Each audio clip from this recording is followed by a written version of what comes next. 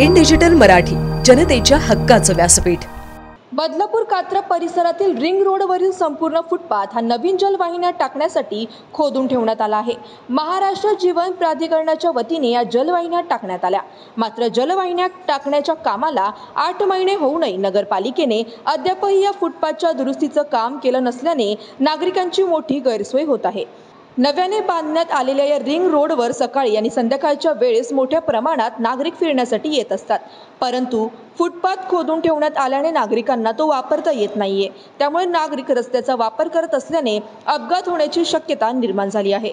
लवकरात लवकर नगरपालिकेने फुटपाथच्या दुरुस्तीचे काम पूर्ण करावे अशी मागणी नागरिकांकडून केली जाते।